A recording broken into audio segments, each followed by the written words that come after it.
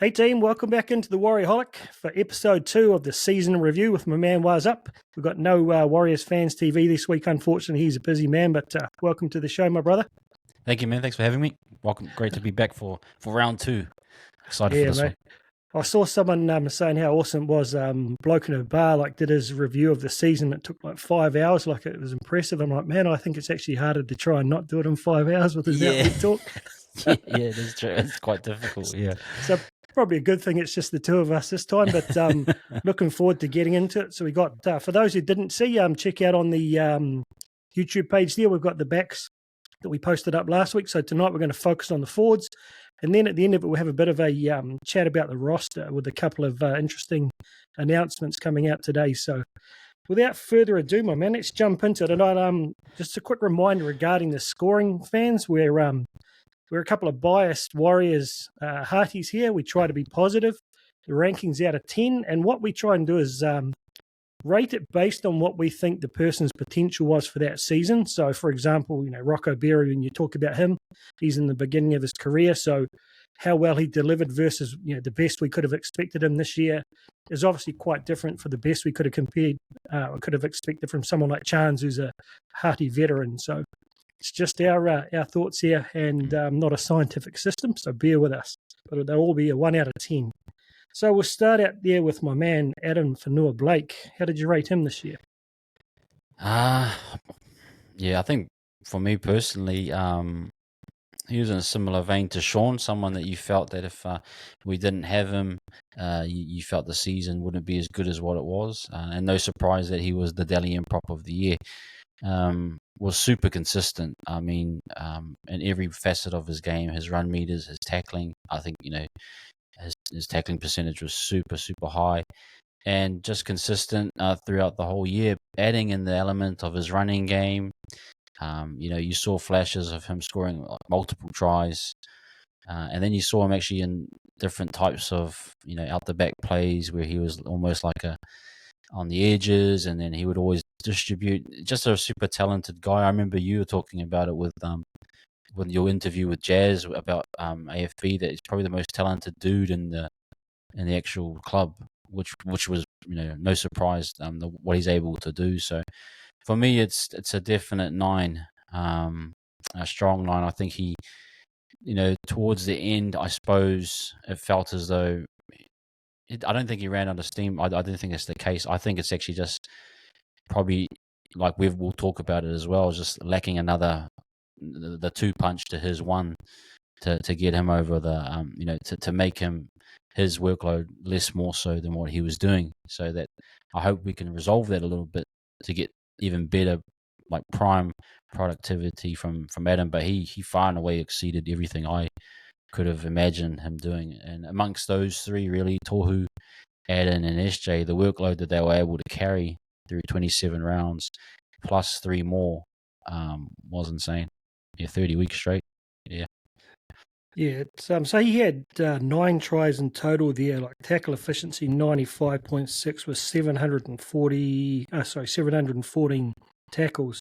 Post-contact meters is 1,670. That's the thing I noticed when I do my statistical previews and reviews. He was often getting more post-contact meters than the starting props of the opposition, which is just crazy. For me, I think the biggest thing for him is I often felt like I've said it a couple of times this year, he looked lonely. He didn't look happy. He looked really frustrated out there last year, coming from a winning culture at Manly, and just with the attitude of some of the guys whose minds are probably already on the plane, not one, probably the opposite of not being on the plane, but staying there rather than coming next year. But to see him come out this season with a sense of camaraderie, like I heard he made a good connection with Mitch Barnett, Jazz, obviously Dylan Walker. He just looked happy, and for me that's really important. These guys are highly paid athletes, but they're humans, and to see a person out there enjoying their job, and I'm a great advocate of anyone who hates their job, find one you like, because you shouldn't hate your job. And he was really enjoying it this year, and I think that was across the team. So for me to see him enjoying it probably made it easier for him to deliver those stats. But the other thing that astonishes me is for a guy his size to have that motor And we saw him a couple of games. I think he played 80 a couple of times when we had injuries. And if he didn't, he was often up into the 70s, running a couple of times there, well over 200 metres, but also making those tackles. I can't comprehend the fitness it must take for a guy, Payne Haas as well, guys that size to get through so much work. But I think he was a reflection on what really made us successful this year was, like you're saying, is our senior players. Our senior players are the ones who stood up every week, and it's a toss-up for me. I don't think the two most irreplaceable guys this season were SJ and Addin. I think Tohu was a very close second to those two guys, but we just had a lot of depth in his position that you could kind of manufacture a way to get by. But you take AFB's meters out of that game, the intimidation factor, we just weren't the same. So for me, 9.5. Shit, he goes close to a 10 for me. Like I gave SJ a 10 because I thought it was just a career best year for him. There's nothing I could have expected more out of him because he struggled a little bit over the past couple of years. But AFB, I believe he can go up another level. So I've left that 0.5% for next season. But mate, I couldn't be prouder of him and the way he led our forward pack this year. I totally agree, though. We'll get into it in a bit at the end there when we talk about the roster and so forth. But that, having that partner like Mitch Barnett, I think complemented him well, but he was gone for so much of the season. So I think that meant that AFB carried us a lot. So great effort from him. What about Bunty, man? He played 21 games in total. Was pretty much, he was there for the whole season until we sort of got towards the end there and we got a few guys back. I'll just give you a couple of quick stats from him as well. So 20 performances, 1 try. He tackles at 97.7 tackle efficiency, 467 tackles made. Average running was only 59 for him. Post-contact meters was only 443. It doesn't say his average minutes, but I think he averaged sort of around the 18 to 22 minute mark there. Yeah. It's a real tricky one to evaluate someone like Bunty. We've spoken about it numerous times. Once we come to understand Webster's system and how it worked, he was effective within the scope of what was required of him. Now, the one thing I would say, there was the Dolphins game where I think Addin was out, a few others were out, and it felt like, okay, this is Bunty's genuine time. I can't truly remember that game, but it felt as though he still delivered maybe the same amount of minutes. I'm not too sure, but you couldn't feel his impact as such. But it's hard because he was part of a winning team, and he wasn't the reason. He was part of the reason we won, and he's part of the reason why we didn't lose. It felt like he was certainly a cog in that squad. But again, alluding back to what we'll eventually get to is the missing piece for Addin was to have someone that could actually not only tackle efficiently, but someone that could give you something on attack. And 59 meters, although at the start of the game, predominantly, and most of the time wouldn't come back on the field. It's probably not ideal, way of using the interchange or maximizing things. But based on his potential and what the role he was given. Now, I think the role that he was given was partly because based on what he can do. I think if someone else was more equipped, I think Webby would have changed that plan. So I think Webby kind of utilized him based on his skill set. So for me, based on his potential and what he actually achieved, the score might actually be higher, but you'd have to say for me it'd be around the 6.57 because you're wanting more from him. But if you're saying that's his max, for me, well, it might be an 8. So it's a hard one to truly evaluate, but I think he was a significant portion of the whole puzzle piece. Yeah, again, it's a tough one for me. Look, I don't claim to be an expert on the role of a prop. Right? I've never played prop in rugby league. I've never been coached at a high level in rugby league to really know the fundamentals. it seems simple, like run hard, run far, don't miss your tackles kind of thing. But I think there's a lot more to it than that. And, I've mentioned it a number of times that Chan said that there's a lot of things that he does off the ball that we don't notice. So I'll start by saying I gave him an 8 based on we knew what he's delivered up until now. And I think he delivered at a level as good, if not better, than he's delivered as long as he's been playing in the Warriors, right? So from that aspect, he kind of delivered what we expected from his potential. If we compared him to, say, Spencer Leniu, maybe you do drop him down to a lower score. What I don't know, and I can't evaluate, is what his role should be. We know he holds that middle really, really tight, and he does generally not make mistakes, and that's a solid thing to have. But you feel like he did need to make a few more meters, and I just don't know from a technical perspective why it doesn't happen, because we all see the speed, particularly off the hit-ups, off the kickoffs, right? The speed that he hits a line and his size, I don't understand why he doesn't make more meters. Is there anything about his technique that you sort of spot that might give you an indication of that? Well, there's art form to it. From what I can observe from a prop, it's you find the gaps between the tacklers, right? You want to try and attack between the shoulders so that you're not getting front on. I don't think he's a great front on. Some props are really good at front on, like can charge literally straight in front of them. But I think for someone of his style, he probably needs a bit more footwork. But it's interesting going back to someone like a Rocco Berry. I think Rocco Berry kind of figured out, okay, this is what I need to do to get more meters. Like he kind of found, okay, I'm going to hit, that person, so that because they're a little bit easier target. So I'm going to make my way over to them, and you actually start to see Rocco's numbers pick up because I think he was able to target exactly who he was supposed to. Now the challenging thing with Bunty, if he's off the back fence, that's a set defensive line. Doesn't matter who you're running into, you're always going to get whacked by 3 guys. So it's quite tricky. And I suppose a lot of those better, I suppose more maximized runs, say tackle 3 or 4, or are more suited for Addin because he's going to get good post contact. So it's hard to evaluate him because he's taking the dirty work, would you say? But at the same time, you're thinking, if that's Spencer Leniu running off the back fence, running straight on, Spencer Leniu will knock someone back for sure.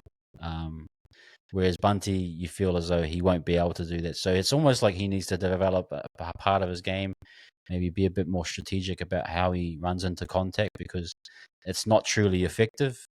He's getting into contact and then he's almost immediately stopping, So, but again, I get back to his role, right? His core role, and this thing that we're trying our best to find the answer to. Webby seems like a highly smart guy, and Bunty's been in his system, including preseason, for a long time now. So I always felt like if he wanted him to run more and wanted him to run differently, he probably would have done it. So maybe it wasn't as much of an expectation as we think it was. But it's funny because I'm only 1.71 m. I used to think I was 1.73 m. I'm quite short. But I very rarely got knocked onto my ass playing rugby because I knew how to hit a tackle right to make sure that the guys couldn't knock me backwards. And I could get forward momentum with my low centre of gravity. And it's funny because you mentioned it earlier on with Ali with that late step. He's nowhere near as big as Bunty, but he did get more meters. So, I feel sorry for him because, you couldn't question his effort and his heart. He's a dedicated warrior. He had the opportunity to leave a while back, but he said, no, I'm going to play for my jersey. And that, I think it was 2021 that happened, and he ended up playing a lot of minutes and he got extended. So there's plenty of guys out there, our old mate with the Bunty the Bunty supporters club, that love him. So it's hard to try and think past the effort, but we will get onto it a little bit later. So it doesn't really I can't question his effort, but I think when you have a player who's there every week you've got to get a little bit more when it comes out of meters there, so you're not relying so much on AFB and Tohu there. We'll jump on to Barnett. Yep. He played 15 games. I'll give you a couple of quick stats on him. Where are we here? Yeah, 15 games, 2 tries, 730 post-contact meters, so a couple hundred more than Bunty. 91.4% tackle efficiency. Average running meters of 136, which was actually significantly higher than the majority of teams we came up against, including guys like the Panthers. Their props don't average that much more than 100 meters, but they can just pull it out on the big games. So I thought we were going in quite well against them. But yeah, what was your take on him? Yeah, Barnett, I think I'd just probably first comment on really, really difficult because, he had that neck injury and it was, I felt really bad at the time. I felt as though he might not have made it through and it was almost like medical retirement type talks, but then I was so happy that he came back and the way he finished I thought was really good. That start of the season when he played the first game against the Knights, you just felt his presence, and right up until he got his injury, I think it was against the Cowboys, you felt as though Barnett was a Kevin Campion type figure. And I think even if you taking out that he only played 15 games, I think he was still a very big part of the team behind the scenes. I was watching the last vlog they had, and you can see Barnett's just talking away. That senior leadership group, I think, did a really, if you could get some intel and be a fly on the wall in there, would love to just hear the dialogue amongst Barnett, Walker, Tohu, all those guys. I think they've done a really good job. And you could tell with Barnett, especially, that he was a big voice in the locker room. And again, a tricky one where over the preseason, Webby turned him into a front rower. A guy that usually plays on the edge, adjusting to that workload, a different style of workload. And he's done a really good job. And now we're nitpicking to the point where up against the Payne Haas and the Flegler, it probably wasn't enough. But that's the top 2 teams in the comp. So for me, I think he exceeded. He did really well. Probably there was a few patches where I think based on the position itself, I think he maybe got out muscled a few times, but he was still very strong presence and efficient player. I mean, there was a few knock-ons. I know he did a few head highs and throughout the season, but it was all with really good intent, and I think it almost solidified the team as where this 4-pack is legit. And I know, you say Panthers and Broncos, but I do feel us as the Warriors, I feel we were a better pack than at least for sure the Storm, even though we lost to them. And I think we were solidified that we were a top 4 pack, and I felt that Barnett, with his leadership and his example, he showed that. So looking forward to what he's going to be able to do next year. I would be interested to see how Webby approaches it with Barnett. An interesting thing about him was some of his comments was like, on Sens when he'd have interviews and stuff, he was like happy to be a prop, but kind of like wanted to go back to the back row, I suppose. So that will be another interesting layer to think about. How can we best use this guy, and is he happy to go and doing the same role again? But we'll have to wait and see. So what did you give him, sorry? Oh, sorry, I gave him an 8. Yeah. Yeah, I gave him the same. I think that's purely based on the fact he didn't get as much footy as he would have liked, and so it's a less of a capture sample. For me, his biggest impact was his presence. He's the guy who would go and try and put on those big hits. And hearing Jazz say it was just so nice to have another guy with that enforcer mindset out there, that he wasn't trying to take on opposition packs by himself. And it's kind of interesting because AFB is an interesting guy that no one want to mess with him, right? And he's an intimidating presence. But I didn't feel like until this year, like last year, we didn't really see him looking like he was going to clock anyone. But this year, a couple of stages, he got pissed and not like the angry guy. Normally, he's just that really Yeah. quiet assassin kind of thing. So I thought he kind of added to that. But having Mitch as the active aggressor, and he did take it a little bit too far early on, but I thought he harnessed that well. All of our guys did towards the end there, Marata, and that we'll get onto him in a moment as well. They found that line, and we stopped giving away those head-high penalties. Yep. We stopped giving away the sin bins and the like. I hope he does want to kind of invest in becoming a prop, because I'm not sure, given the way we're playing, he's necessarily suited to the edge under us. And he's probably not your go-to guy at 13. We didn't really see him in a distribution position yet, but I feel like he's more of a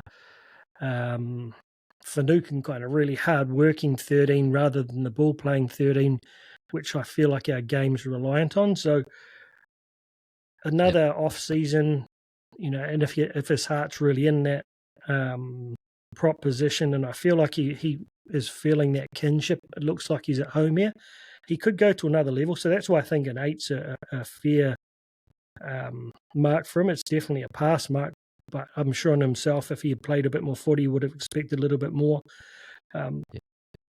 He had a couple of situations here with a couple of drop balls, but in general, I feel like his mistakes, similar to Ford, come from effort.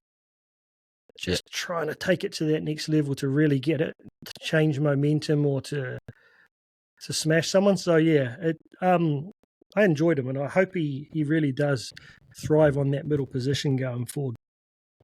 Yeah, I hope so too. Yep.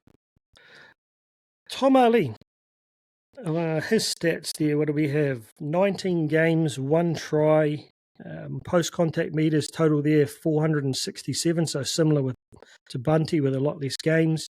95.8% tackle efficiency. He was up there at 100% for a while.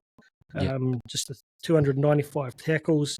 His average meters was 74, which is around about the average I find of the guys you kind of compare him against as those second bench props in the competition. I don't feel it's terrible, and it's a bit better than Bunty. What was your take on him? Yeah, he's gonna come around. I think he's gonna be a kind of a difference.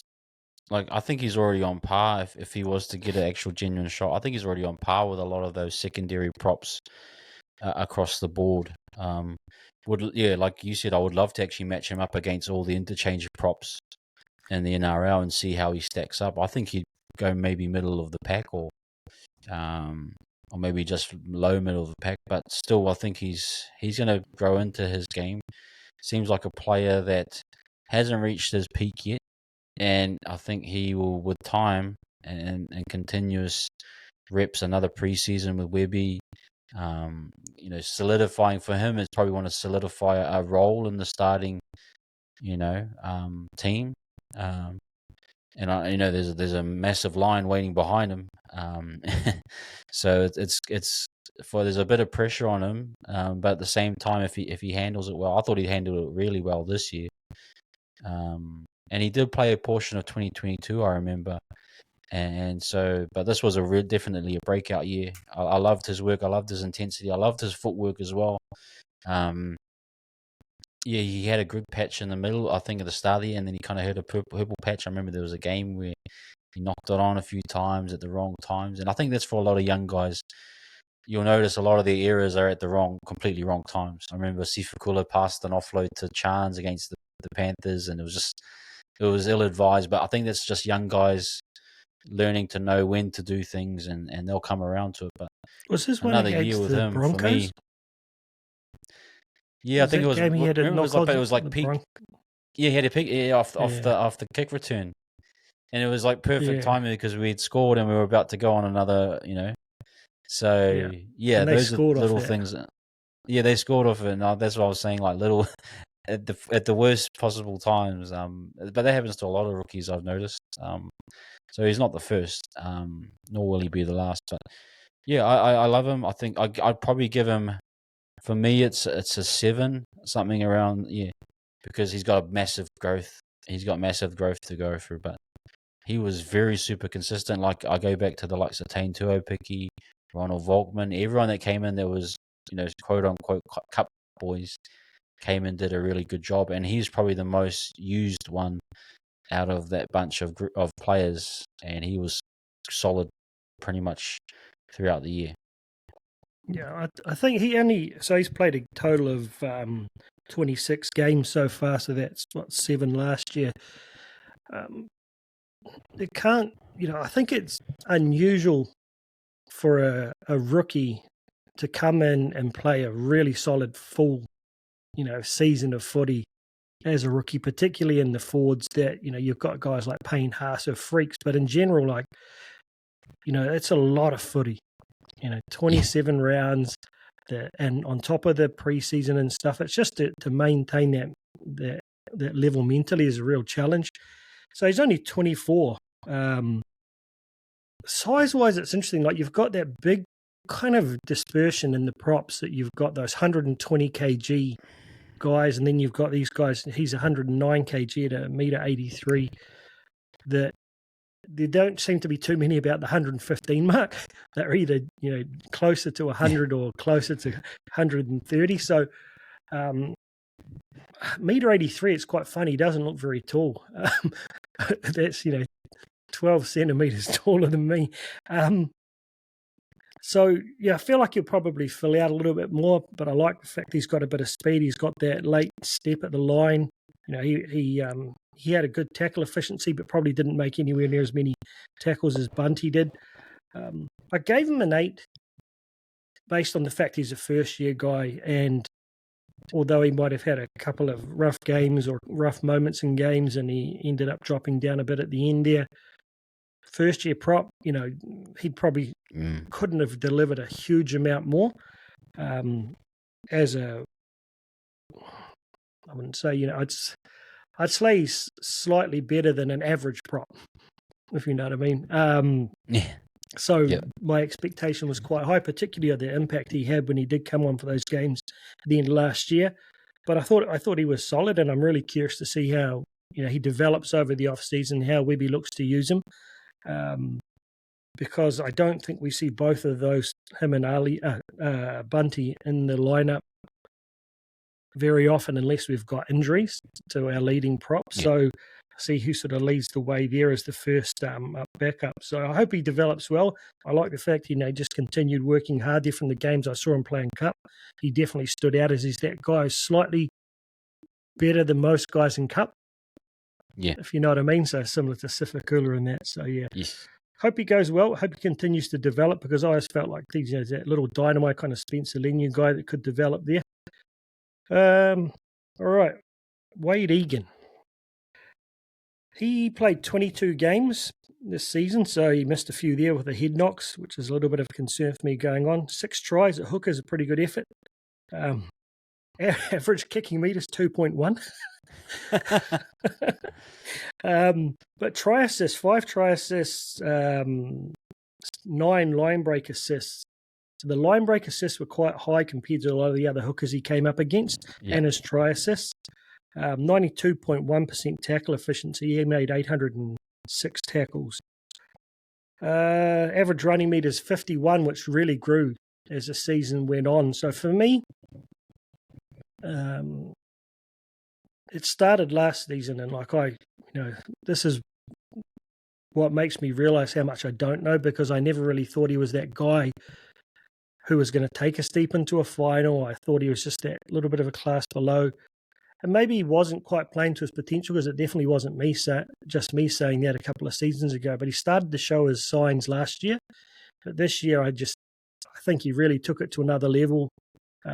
Like I mentioned either last week or in another chat with, might have been Sam, how when you broke down a couple of his little plays from dummy half there, I started to see his creativity. And then you started to hear guys like Joel Kane and Brian Fletcher, Vossi and Brandy start to talk, or Bloke in a Bar, Matty Johns, all of those guys started to talk about his ruck manipulation and so forth. And you see how that, he was doing that, taking that step, engaging the line by going for a lot of tries by himself first. or throughout the season, Yep. he's always had the defenders in two minds there. His ability to get that pass with the square shoulders without looking on the button. I think the width of his pass, the crispness of his pass really improved to the next level this season. So I'm going to give him a 9. I felt like I could give him more. I could have given him less on things that I'd personally like to see, but I don't know whether they're things that Webby is asking from, and that I'd like to see him kick a little bit more. And I often talk about it in my own reviews, is he struggled to link up when he ran. He often died with the ball, and I think that's about somehow getting a little tell to his players outside him, whereas the other guys being able to see when he's going to go, because we see with Harry Grant, for me, that's the difference between the two of them. Harry never dies with the ball. They both make good meters. So little things like that, once he gets the running game, the timing with that, and if he could get his kicking game going, I think he's got the potential to be the best hooker in the comp, which is a real turnaround for me. And I've heard other people, a lot of the pundits said that they thought he was the most consistent and best hooker this year. So I don't think I could have asked for much more from him in reality, but in my little dream world of the ideal hooker, I'd love to see him kick a little bit more and link up a bit more when he runs it. Yeah, I agree with a lot of that actually. I'm going to actually give him an 8, and I know that's probably a bit sad to him, but I think he's got more room to grow. I think the unfortunate thing was the HIAs, and then a lot of the times when you'd go into the contact, he'd get bumped off. That was a frustration, but part of that was we were losing games. It wasn't because of him. I felt like we were always on the edge of another HIA with Wayde. But if you take that element out of it, and I think, I was listening to some guys talking about tackle technique. I wonder if Wayde gets some training on some tackle technique stuff in the off season, because he needs to correct that positioning where he is. I heard Jason Demetriou talking about, they corrected. I wasn't sure if it was some of the Bunnies players. They corrected their footwork and the tackling technique stuff to get them. Some of them were very chesty, so they would tackle with their chest, and some were very. So there's actual techniques that you can probably train these guys to kind of correct little things that happen, because I feel that might be something that Wayde just sort of a little bit better positioning. I don't know. Maybe I'm reaching here, but I just. Can you remember? Sorry to interrupt, mate. Can you remember where his HIAs tend to come from? Was it shoulder to jaw? Or was it it felt like it was shoulder to jaw. Yeah. It was always throat. Remember, it was like sometimes the arm, extended arm, or if it was like the shoulder, his head would fall on the shoulder a lot. And I just remember Tamalolo rocked him back once. That's one he came off, and there was another one. They almost all looked identical a lot of the time, where he just fall flying back. So I'm not. I actually don't know. He might have perfect tackle technique and just might be unfortunate. But I know that's something that a lot of coaches try and correct, is the footwork that goes into it. But what's your thoughts on that? Yeah, it's interesting because touch with it. I mean, I played a lot of footy growing up, not league but union. I never got knocked out, and I was a very much chest up, sort of around the ball area tackler. I didn't tackle a lot around the legs. And I think that has a lot to do with the timing of leading with that shoulder and getting that head out of the way there, that your head's well away from the shoulder. But even when you go and take the front on tackle, it's about hitting and absorbing, I think, and almost taking that with your head back and letting them fall over top of you.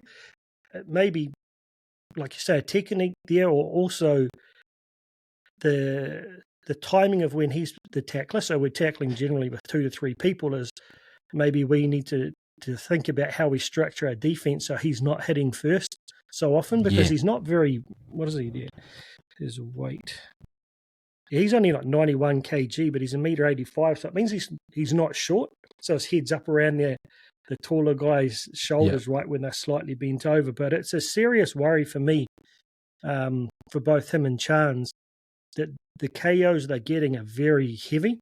Yeah. And right up there with Kalen Pong as ones that I worry for them as people, Yeah. not as players, just for them as people. So if he can get that right and not get those injuries, sky's the limit. Is there anything like you, other than his tackling technique, you sort of, the way you look at it, you thought, if he could just add that little... Yeah, the kicking one was just they got to come up, and this is probably my only gripe with the Warriors this season was there was no other solution to the kicking situation other than Sean, and they figured out a way to do it. I mean, Sean was up for it the whole season. That's why, he was the best player this year, no doubt, because he was required to do literally all the kicking.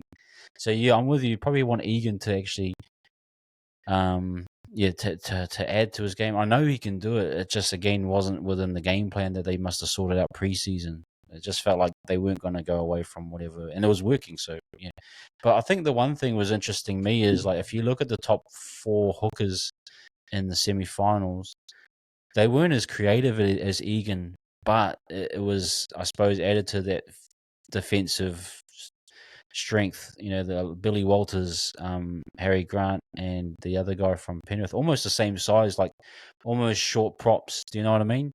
And I felt like that might be the future of the hooking position, because it seems as though like someone as creative as Wayde just defensively, got pushed back at times, but it's almost like unfair in my eyes, because we should be encouraging the likes of a smaller hooker like a Wayde or a JMK. I think those guys are like the most creative players, but it seems as though that the bigger type hooker that's not really naturally a hooker is the kind of one that ended up winning the comp in the end. So for me, yeah, that kind of, I don't know, do we use him eventually as a substitution? Do we go for someone with a bit more size because we want to shore up the defense?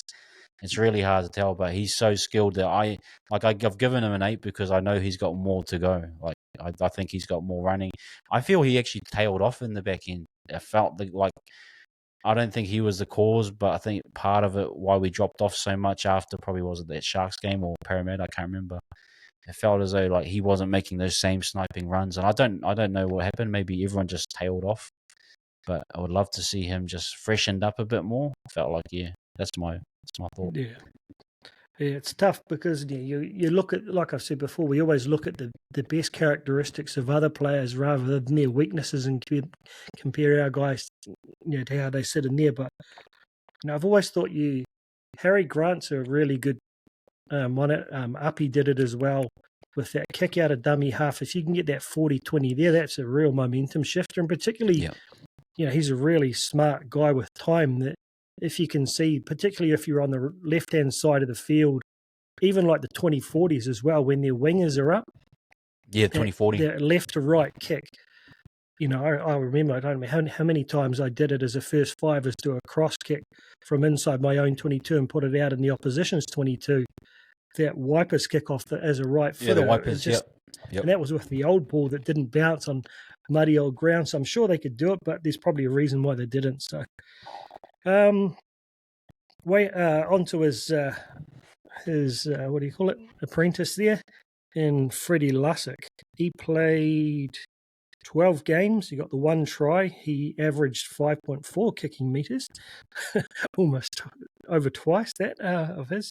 92.2% tackle efficiency. He averaged running 24, so half the running meters there on average there. Yeah, I thought Freddie was really good when he came in. I think he had a few games where he was a starter and he was part of a winning team. You could feel that he's a bit more defensively stout than Wayde. Like he can take one-on-one tackles like pretty well.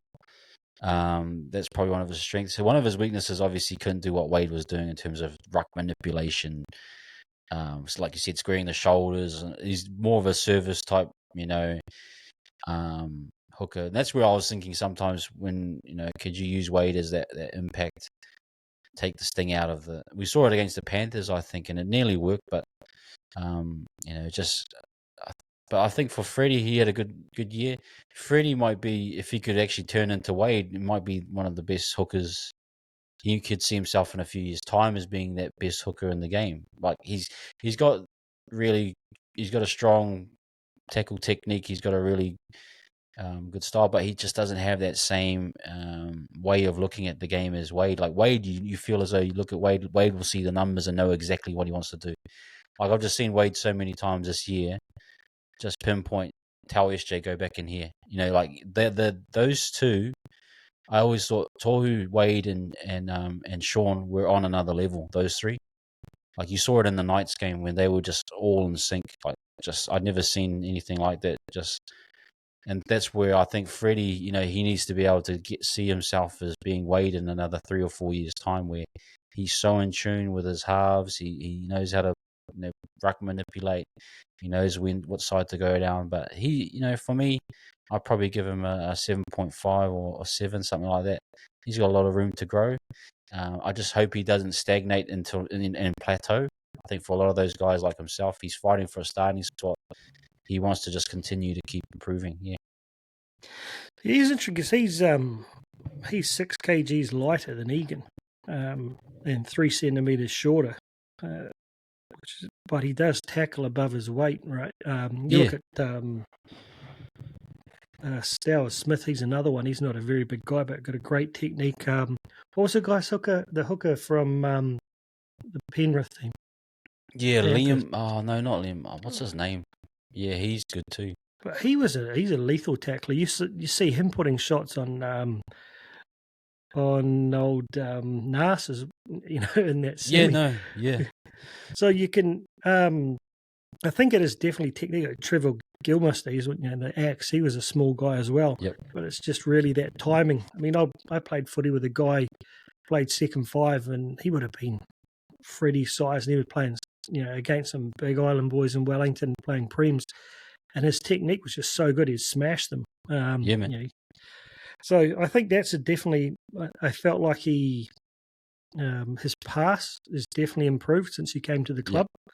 Yep. You can see he's a lot less frantic. He's calm. He's got a little bit more time, but the rest of that just comes, like you say, with confidence, time, and combinations. And it's a catch-22 whether you give these young guys week in, week out footy to run a game in cup and hope that they emerge together. So, for example, you know, you gave him 2 seasons playing every week with Volkman, and then both of them come into first grade like we see at the Panthers where they're already coming in as combinations, or do you give him as much opportunity that I feel like he, you know, if you could fill him out a bit, he can also, he can play that middle role. So you start him at hooker for the first 20, take that blunt of the defense, then bring him on as a, you know, almost a second Walker. But yeah, it's tough shit. Yeah, probably about a 7. Yeah. That's based on this year. I think, you know, he was really solid without being absolutely outstanding, and maybe my dreams from I've got high expectations of him. Yeah. So maybe it's too high, but yeah, I feel like he's got a lot of potential, but it comes down to patience. And yeah, you've got Roach beneath him there as well. You've got a couple of really good hookers, the Fukafukol, I think his name is, and SG Ball, that'll be coming through. So who stands up out of those next level guys and shows that they've just got that little bit of something that no one else has got? So looking forward to see how he goes next year. And, you know, another year under Webby over the off season, and it seems like they play a lot of footy during the off season, so he'll get to build his combinations there. All right, Marata Niukore, 22 games, 3 tries, 92.9% tackle efficiency, average running meters of 94, which really increased. I think he was only averaging around 70 odd in the first sort of quarter of a season there. Yeah. I'm going to start on him because he's an interesting one that rumoured to be paying, you know, $800,000 a year. So that puts him in the top echelon price wise of edge back rowers in the competition. We see who's the back rower there from South are talking about. It's turned down $800K. It's $750K or something at South. So he's on a lot of money, and when he came, I kind of felt like, well, that's a lot, and we've paid overs to get another guy to come who was kind of fringe at Parramatta. Wasn't a regular starter on an edge. He kind of, you know, mixed around either on the bench or played centre. But I just felt like he he might not be the best player in the comp, but I felt like he was a really good match for what we needed. Very hard work ethic by all accounts. Makes his presence felt there. You can see how he knows how to hit a hole. He looked after SJ as his defense had been so solid, gave SJ the confidence there that I felt like he did play to the. He brought $800,000 worth of tide rise to our pack compared to last year. So from that aspect, I'm pretty happy with him. I felt like he really became more and more evolved. He became more aggressive. Went a little bit over top with the aggression there for a few rounds, but he kind of harnessed that again. So he's almost like that extra enforcer, out there. He went toe to toe, grabbed a few scruffs to the neck and almost threw a few punches a couple of times, which is good to see because you've got to have that intimidation factor. But probably my only criticism would be that, it's just finding that line and not going off over it, because of those, what did he miss? 27, so missed 5 games. I think a couple would have been from injury, but definitely a couple were from suspension. So that's something we can't afford. And he had a few yellow cards. What's your take on him, man? Yeah, I think Marata was a big part of the success we had this year, in a way probably unquantifiable. Not unquantifiable, but like I think he was a big part of Sean having a great defensive year. Being on that inside shoulder, knowing that Marata was going to come across and cover that ground. Because if you think about Marata and forward as a combo, probably one of the low-key, probably underrated combos of back rowers in the season. Not big names, not big attacking, focus like a Niukore or whoever else out there, but like workhorses. And I thought they were a big part of our team doing so well. And I know AFB and Tohu and those likes will get the plaudits, but if you really break it down, those two were working well and above, what most others were. So I think he had a low-key great season. Probably for me, his attacking style, if you look at Marata's way he runs into contact, it's good too, because I suppose I think he only maybe had 1 or 2 drop balls this season. I remember there was one against the Broncos, maybe, and one against Cronulla, or maybe even earlier. His style, if you look at his running style, he goes in with 2 hands and tries to bump off. He doesn't actually extend the hands out to fend a lot of the time. And I got frustrated seeing that all the time, but at the same time, it might have been a tool to just limit his errors. And so you kind of live with, I suppose, that, okay, he's not going to offend or as much, and maybe at the same time he's going to protect the ball, which is great. So, but I think he was a massive cog. Yeah, the price tag again puts everything, makes you evaluate someone different. I know Dallin was getting a hard time from fans knowing his price tag, and so. But if we're being honest, probably for me, it's probably around an 8 based on what his potential is. I think, he's been thrown around in Parramatta. I know he was an impact player. He played prop. I think this was probably one of his most stable years, knowing that he was a legit starter for the whole season. Maybe 1 or 2 few injuries, a few HIAs. That the hip drop, when they were cracking down on hip drops, was a bit unfair. He missed about 2 or 3 weeks, and so if you can take that out of his game, all the extras, probably a higher score. But for me, probably 7.58. Yeah, I heard someone mention his name the other day as potentially beefing up to play prop. It seems like a bit of a waste, but he'd probably be quite good at it. Under Webby probably Ball. could. So Ford, what was your take on him? Oh, well, mate, once we realised who he was and I figured out what he could do, I think you got to give him quite a good mark here, probably 8.5 or 8. But then again, based on his potential, it probably could be a 7.5, somewhere around that, because we didn't know who this guy was, and no one did.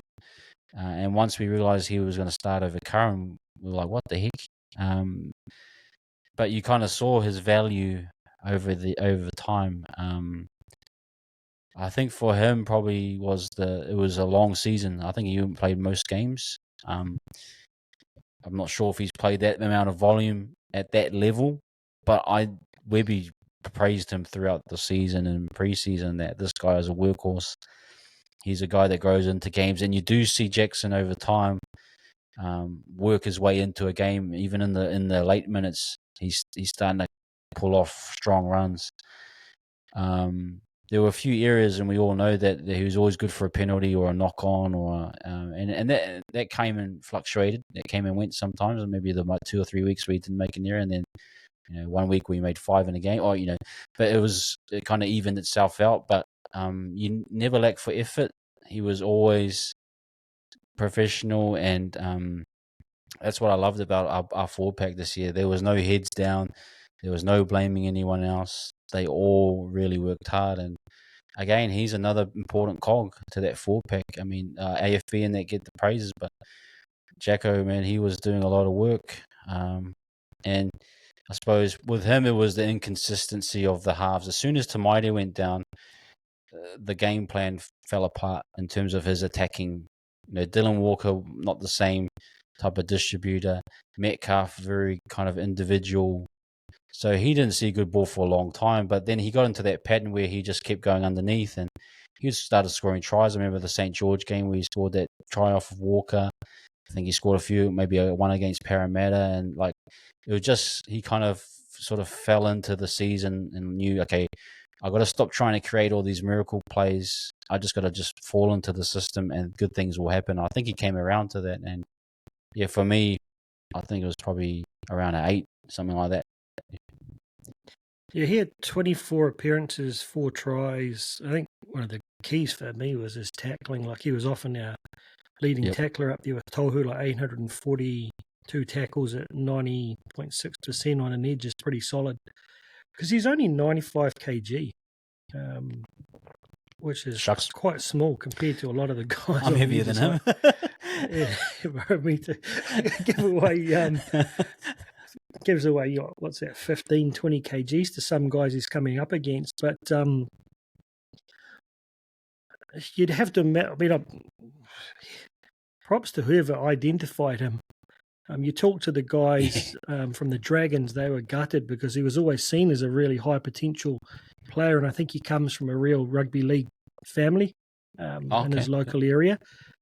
So people are sort of gutted he came, but I felt like, if I put it based on my expectation before round 1, I've got to give him like a 9.5 because these guys not even getting a regular start at the second worst team in the comp there, who comes over and sort of surprised us all. But once you saw what he developed into, maybe 8.5. But I feel like, his mistakes, like he's another one of those ones similar to Jazz. There's a couple of guys in the team that they're Barnett was the other guy we were mentioning before. It's through effort and just trying to speed things up, turn the game, that a lot of times, that it's just that microsecond that being a Warriors team, if you're playing a higher ranked team, you'll get pinged for that stuff. And we saw there was a trend that we stopped getting pinged as much when we went on that dominant run. So a lot of Warriors fans sort of didn't realise that we were the ones getting all those good calls. So whether he actually improved his ability to hold down in that tackle to that last, microsecond and not get pinged, whereas before he would get pinged. But it's all about effort and trying to control the speed at maybe the slightly at the wrong time. But that comes from regular games. He'll improve that. So for me, I felt like his speed is quite clear, his ability to run a good line. But like you said, he went through, started out with Williami and then ended up with Pompey on the edge there. Yeah. He had Kossi at one point, he had Montoya at one point, he had Tamati Martin, he had Luke Metcalf. So first year at a club, didn't really have a chance to build the bulletproof combinations, but that will come. So for me, I guess the motor, right? You've got a guy can play 80 minutes and he will deliver, if not a higher level in the back quarter of a game, than he will. And even when we saw those games go down to Golden Point, he was always running I didn't see him cramp once during the season, and that's odd.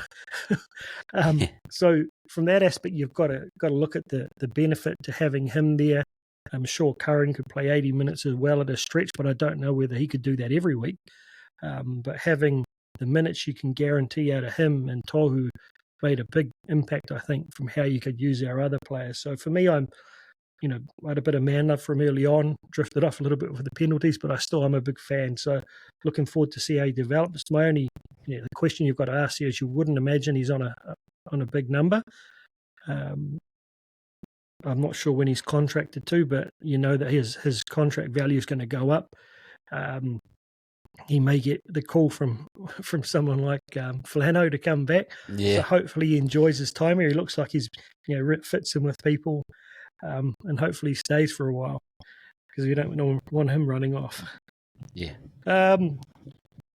So this is a timely one with Josh Curran, given the unofficial but quite a large amount of postings going on about him being told he can go and look for another club.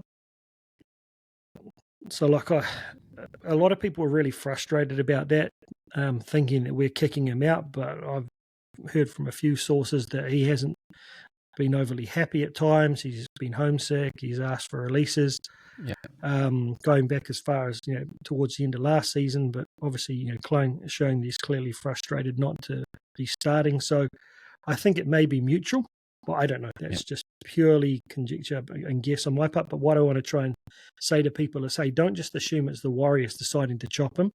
I think there will probably be sort of two sides to this story, but we'll talk a little bit more about that aspect of it at the end here when we review the rosters. But what's your take on him with how he went this year? He played 23 games, 4 tries, tackle efficiency 91.6, so pretty close to what Jackson was on. 547 tackles versus Jackson's 842, but obviously less minutes. Average running of 61 metres. Yeah. I think probably going back to Jackson talking about him and how we at the start of the season were surprised to see Jackson. No doubt it would have been a surprise for Josh, coming to our club and being a fan favourite really, and amongst the club that was in turmoil and struggling. You always felt Josh, he was going to be the next dude in line, and so it was quite a shock to see him not make that cut. And I suppose that would be a difficult thing for someone to take. And the other thing you got to remember as well is that all of our Aussie guys will return at some point.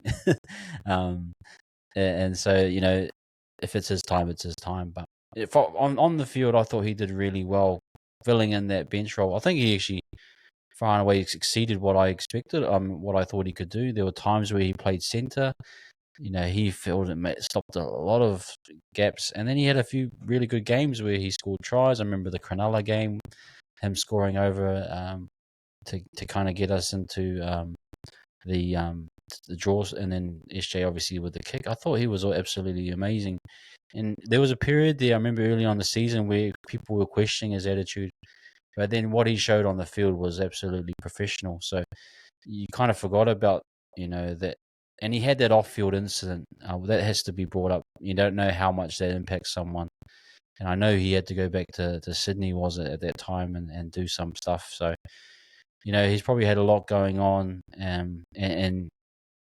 But I think, every game that he was involved in, he gave his all, gave his heart. And again, based off of his potential, we didn't get to see it because he is a starting back row in my eyes at an NRL club. Probably just not with us, unfortunately, at this stage. So, but based on that, I'd probably give him a 7, because I just feel that he wasn't truly maximised, but it's very important to what we achieved this year. No doubt. Like I think guys like Josh, massive parts of the season, massive influence on the squad in a subtle way. So yeah, that's my view. Yeah, it's tough because when he started to really show his wares last year, with that high energy, high work rate, always in the game, always kind of trying to lift the energy of the team. I thought, is he a future captain? Because what is he? How old is he there? Yeah, he's still only 24. So look, he seems like he's been around a little bit longer. But I thought, man, maybe he could be like that next Kevin Campion when you got the Aussie captain, maybe. And then that off-field incident, you kind of thought, oh, maybe that's, I'm not seeing all of the signs there.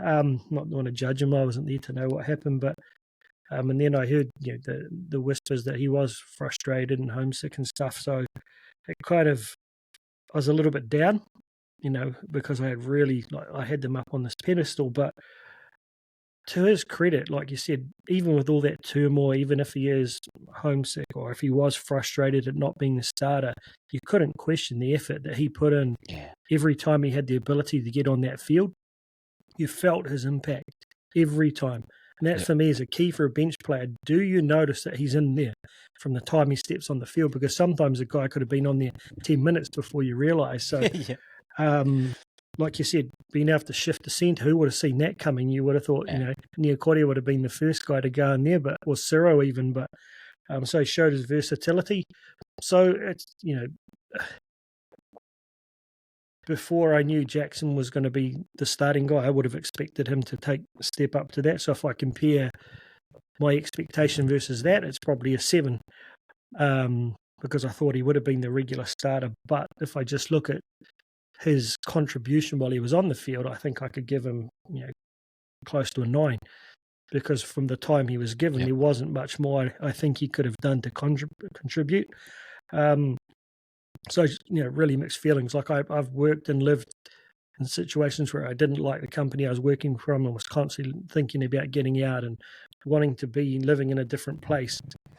And I tried my best, but it's those little micro misses you'll make because your brain's not quite on there. And I didn't notice anything on the field. Maybe it happened in training or whatever, that it just, they started to notice. Or maybe it's the fact that we developed the depth that now they started to entertain that conversation. Or maybe it was, when he first heard from Webby, he thought, no, I'm going to give this a go. I want to play for this guy. So who knows the circumstances? So I just ask fans to be balanced and not just blame the club or blame the player. We'll never know the full story, but for me, I think he definitely did his jersey proud all season. So all credit to him there.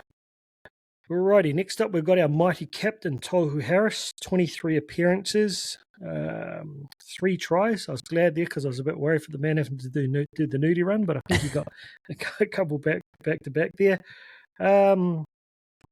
See, interesting, like we feel like he's a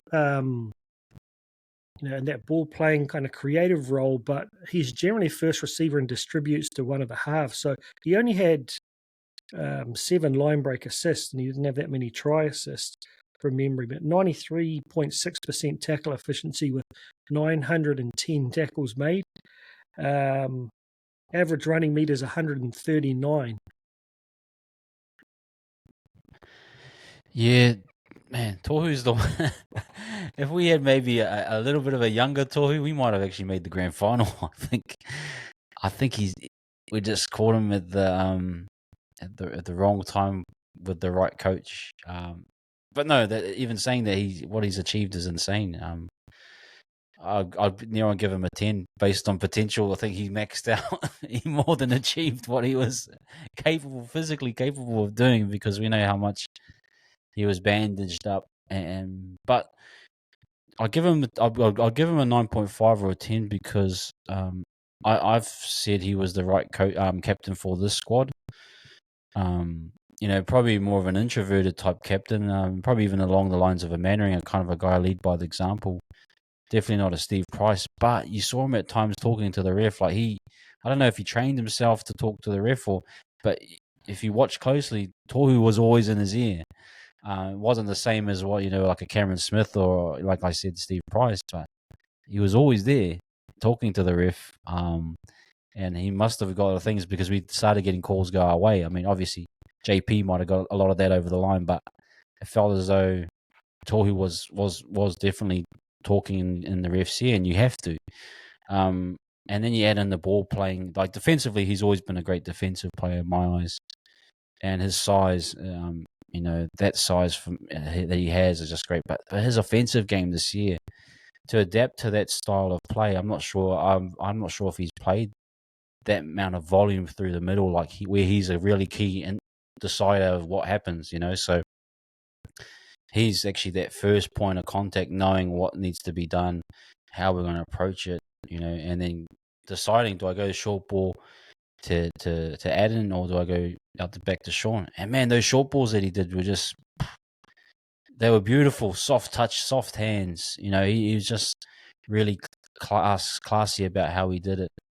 And then, and that's where I think he took a lot of the workload, especially of that role.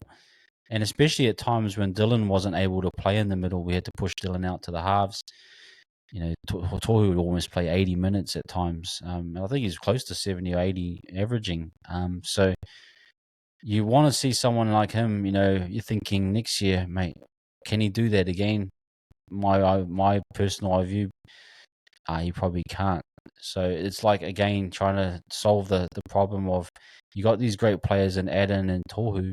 How can you then try and maximize them again for another year by limiting their minutes? But far out, I was so impressed with him this year. I couldn't believe, he was such a big part of what we were doing. And, I think he was the right captain. For me, it's a 10 because he looked like he was on his last legs. I thought he might say, I'm going to retire.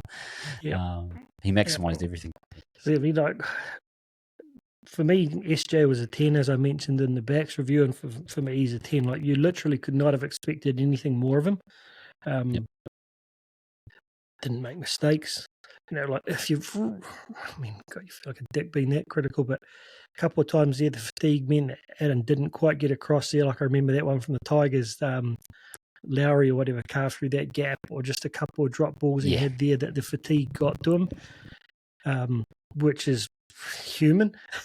But still right up there at 95%. Whereas Tohu, I don't even remember him having a knock on all season. Firstly, on your thought as captain, it's like, I agree that I've always struggled with the lead by example captain who doesn't have a voice. So, like, I love Simon Mannering as a player, but I always wished he had a bit more of a voice. And with Tohu, I kind of felt he was similar, but this year he found it, particularly when I'm thinking there.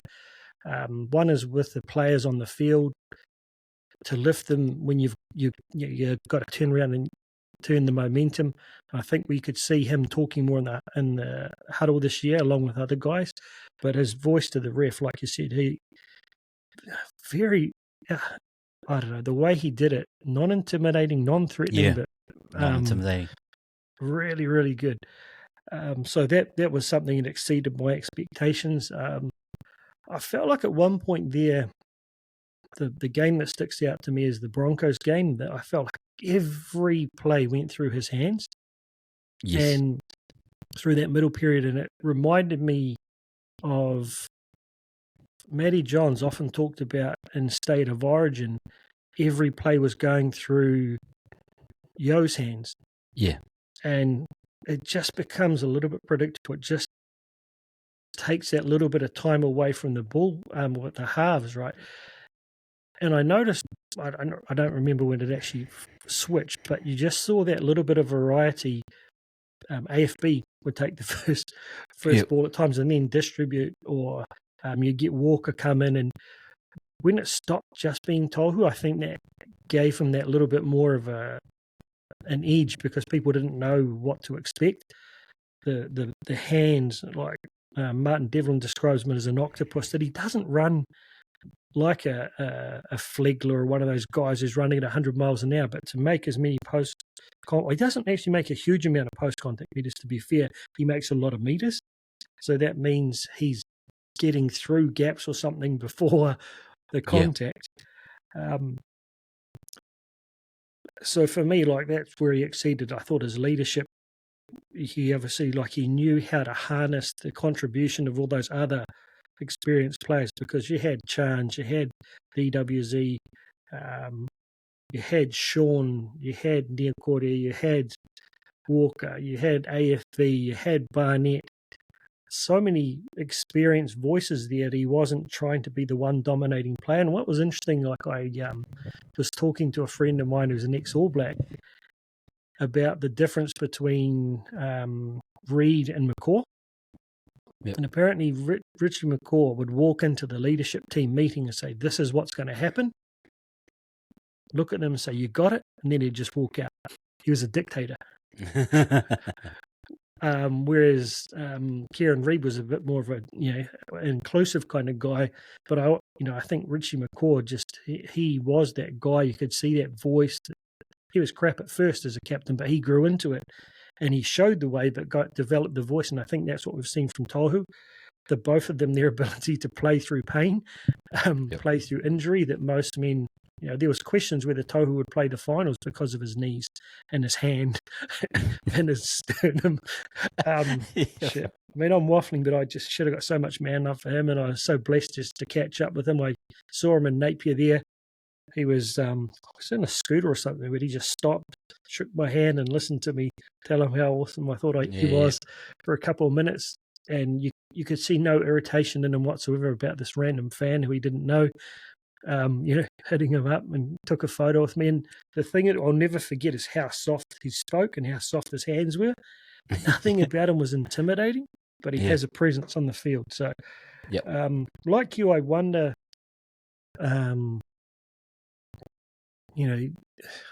he's probably like Richie McCaw, capable of delivering more than he should, and his body's going to regret it later on in life. So we've seen how Taumalolo got really frustrated with his limited minutes for his longevity up there in North Queensland. Can we protect him from himself to get that same level of delivery through a whole next season without completely screwing him? I don't know. He'll probably try to do it, but for his long-term health, and I don't know whether next year's his last year or whether he plays another season. But 10 out of 10 for me from Tohu, and he'll be a big man to replace when he eventually leaves, and I'm not sure how we quite do that. Dylan Walker, he played 24 games there as well. How'd you see him? Yeah, Dylan, man, I think he was like the separator in a lot of ways. At the same time, the back end of the season, I think for him, he got caught in a few tricky positions. Like, he had to go and fill in at 5'8" when we both had Metcalf and Tamaiti out. I think that's actually quite unfortunate. I think, they got freaked out by Volkman in the Sharks game defensively. And so they had to make that decision that they were going to go stick with Walker. But that, I think, impacted him, and Jazz's injury impacted his momentum a little bit. But he soon found it when he got back into that role again. But for me, like the foundation of the team was, Tohu, Egan, SJ, Addin, and all that.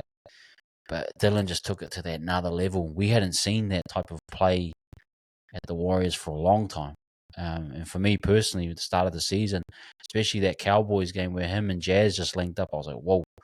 It really shook me because I hadn't seen that type of effectiveness going deep into the line, like really deep and really ball playing. And I think, man, he just really was so dynamic, I felt. And I just think, I don't know what, but I'd love to hear your thoughts. What did you feel that it kind of fell off a little bit towards the end, or? Yeah, I mean, if I'm really honest, I don't know whether it was. I mean, I'm trying to think of maybe it's Jazz is the only other example we've had who comes on with so much speed and energy. Because he's not a big guy as well. He's 1.81 m and 98 centimeters. So, 98 kg. So he's not a huge guy to play in the middle, but he feels like he's got a lot of strength for his size. Similar to like an Adi Savia kind of player. That I did kind of feel like that the first quarter of the season, the impact he had was just probably close to the biggest impact of any bench player in the comp. Yeah. And we do remember that 1-2 punch, but it only happened a couple of times because of injuries with Jazz and him. But I don't even know how many games they played together. It probably was only about 2 or 3. But I did feel like he did slow down. I don't know. Just something seemed to be slow down a bit. But maybe that's just how he was used. But you always felt his presence there. But maybe he just wasn't. And other teams knew what to expect, so maybe they were countering it as well. Yeah. But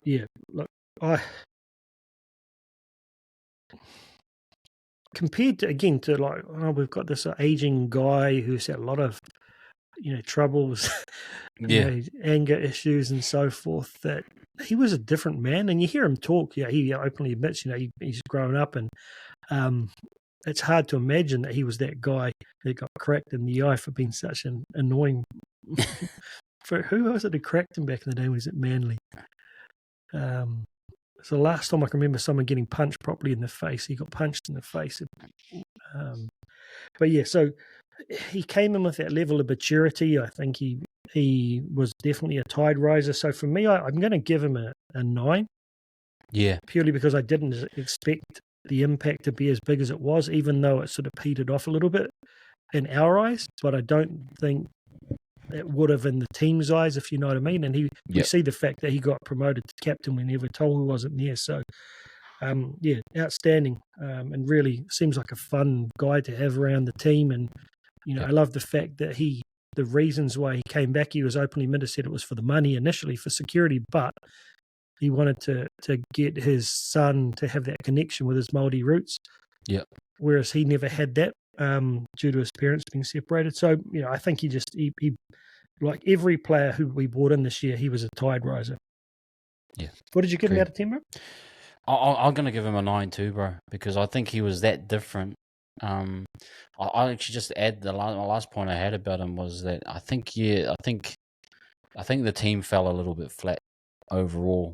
And I think he was part of that. They just all fell a bit flat. And we all saw it in the last 5 rounds. I was happy that he scored in that Knights game, though. I felt like that was our last hurrah pretty much for the year. And I think it was good to see him because he was so influential. And it was just good to see him score. I felt, that's just desserts for him for having a good season. I don't know if they saw it on TV, but just, see him in front of the South stand there. Yeah, that was massive. It was huge. Yeah, that'll be one of the memories I'll never forget about this season. Actually, is that sign of him, the image of him underneath the post there, right in front of the stand, just rocking them up. Before we go on, do you think he stays in that role, and do you think he'll aim up next year? Yeah, that's interesting. I was about to kind of ask you the same question. As I would imagine so.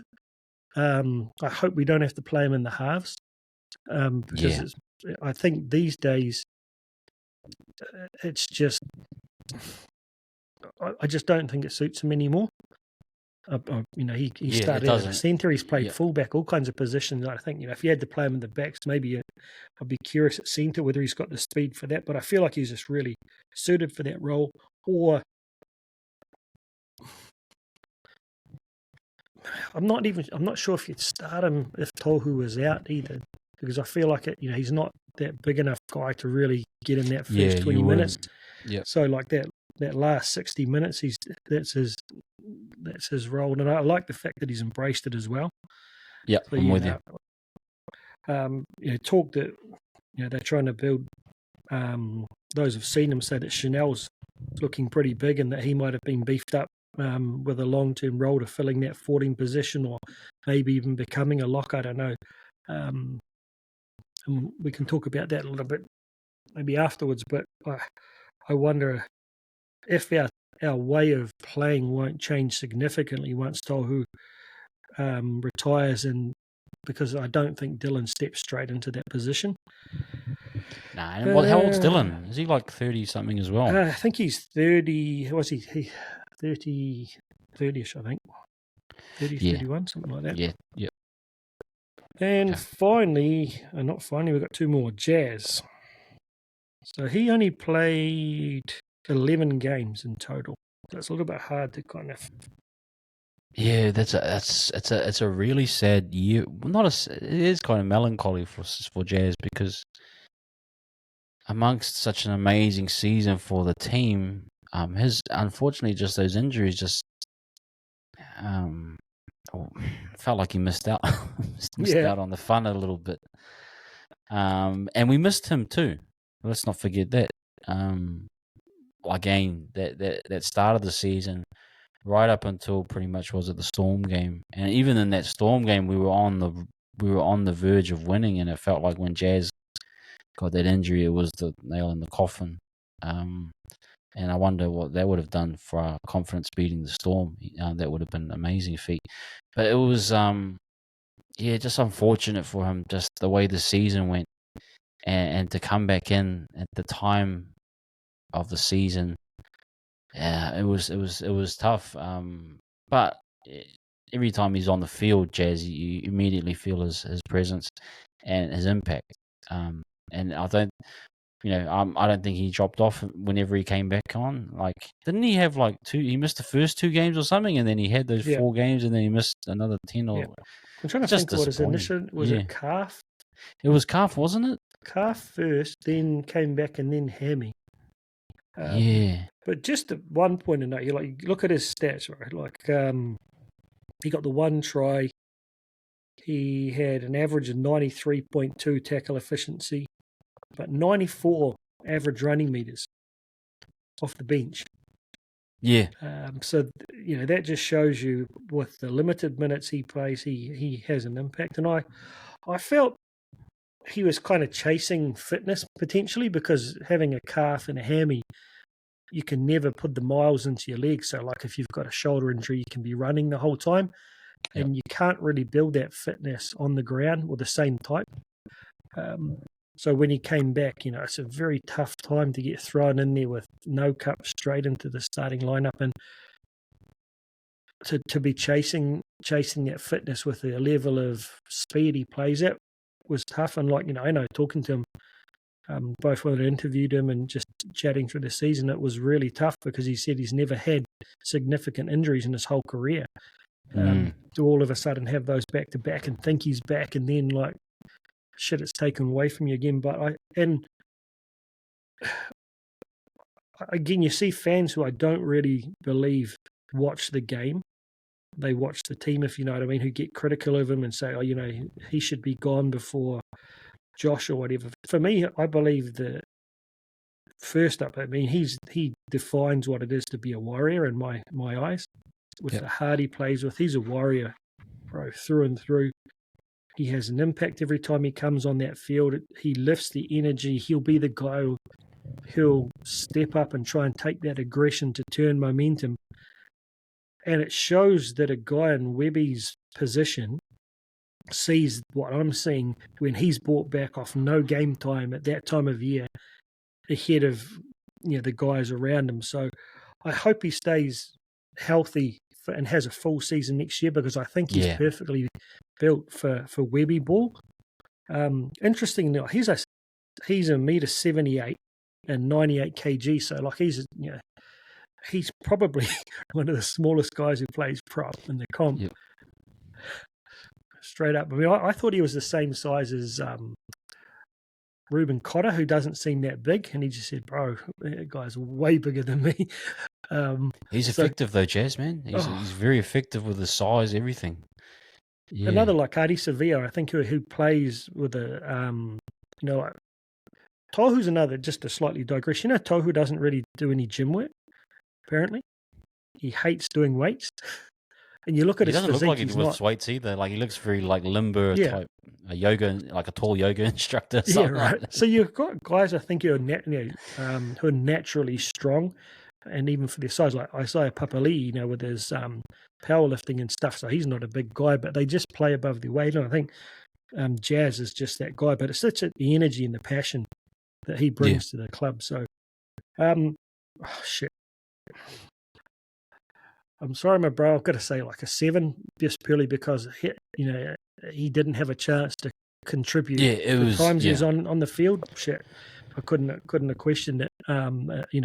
Similar to Josh, I give him a 9 for his effort, but for what he was able to contribute versus what we hoped and what he would have hoped, maybe a 7.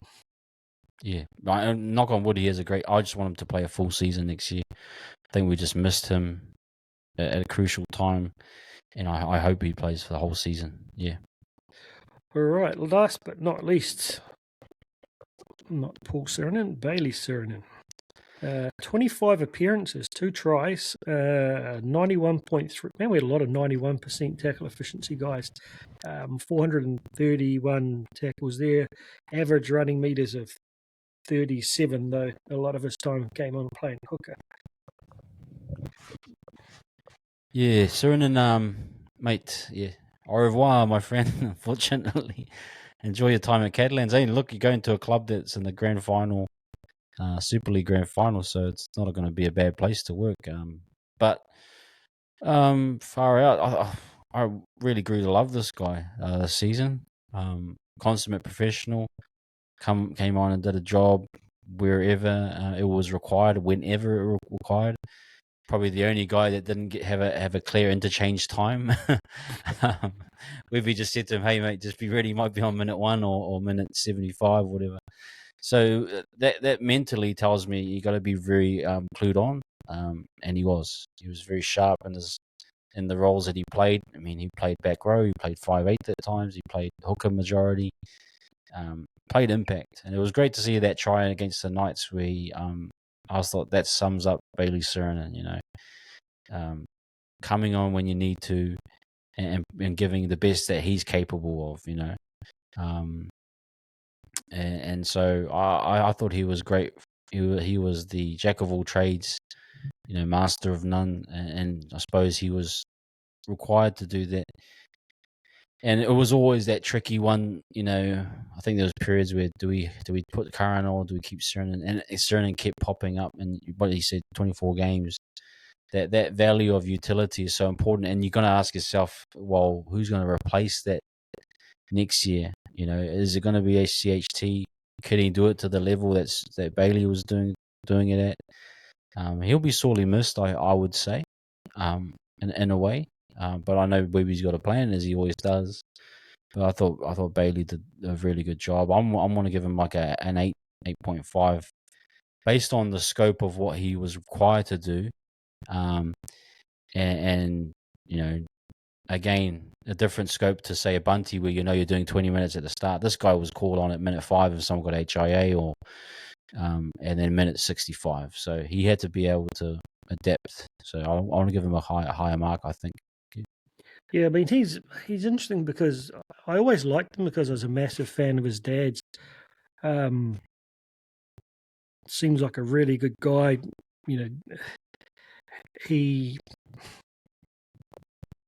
I guess he's one of those guys who, again, because his dad was just like so outstanding, like he's one of the edge back rowers of his generation. That Matty John's kids like deal with it as well. Like you're always kind of comparing them, and he's nowhere near as big as his dad. So he's only 1.86 tall and only 95 kg. So he's not a huge guy. And his versatility, I think, a lot of players, it's kind of a bit sometimes detrimental to your career being too versatile because you don't get to specialize. I was really surprised when we started using him at hooker. I don't even know where that came from, right? But I guess it's because he's played a bit of 5'8" in the back, in those early days of his career. So he's got the, a bit of ball playing ability there. I don't even recall him playing there. I thought he struggled initially, and I think he struggled a couple of times, like the Tigers game where we had he had to come on really early. But I think he really found his rhythm, and his pass improved out of sight. Like the width of his pass really improved, and the crispness of it. The thing that really surprised me was when he started to play in the middle, when he was coming off, when Egan was playing big minutes. 95 kg, like same size as Jazz, particularly in the last sort of probably 3 or 4 games, like in the finals games, he made meters. He also struggled a bit with his defense early on. He missed a few tackles when he was going into hooker, but that really improved. and he started making some big hits. I remember him clearly like putting shoulders into ribs and knocking guys over. So he really grew on me. I still remember the day I was walking around in Japan having that Instagram live with you and Daniel. And Daniel's always been from Warriors Anonymous. Always been a big fan of Ciro's, and you and I were, but he was, he's the man. And then sort of from that point, I really started to pay a lot more attention, and he grew on me. So it's like I said, I knew he was going from quite a while back, right? They let him know really early on. And I don't know whether maybe it's a cap thing or whatever, but it made me wonder, like they've done with 12, like they've backflipped on him now, right? He's staying at the Tigers. Whether they might backflip on him because he did progress so well at hooker. And having a little bit more versatility than Lussick, he's a big loss for me. And I don't know how they'll have a plan. There's no way they haven't got a plan. And I was just looking there at the talk of Chanel doing it. Chanel's only $1.83 and was 90 kg, but again at $1.83 is the same height as Tom Ali, and he could easily put on 6 kg over the year almost since he's been signed until he starts playing just about. So he could be an option. I've always thought it. A lot of people talked about him at hooker, so I don't know how you replace him. So I wish Ciro well. I got accused of what did the guy say? Like putting the boot into him or something. What was he talking about? He didn't talk about. I'm not sure where that came from because I've always said I think he's he's a pretty good player, but I don't know. But if you are watching Bayley, bro, I'm a fan and I'm sad to see you go. But I think if you're going anywhere, man, to go to France, I think it's on the coast there. Nice climate and a team that's playing in the final. Probably be better than going to play for St. George and getting potentially a spoon, man. So I wish you all the best. So that kind of wraps it up for the guys, who did play the big minutes. Like I mentioned when we talked about the backs, we weren't going to go into guys who played less than 5 games, I think it was, because it's a bit hard to tell. But we also had Sifakula going and Roach, who came on forward roles there. Sifakula just had the 3 games. Yeah.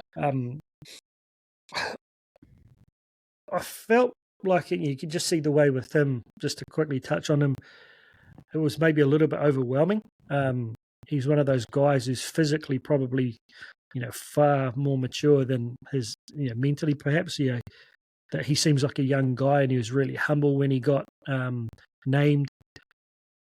But he just physically looked bigger and felt like he had a huge presence after he came back from his injury, before he got injured again, for the Cup, which showed me that I think, Webby, when he, even after that trial game, spoke about him as one of the guys he mentioned as in the initial trial there. So I felt like he showed he's got a lot of potential.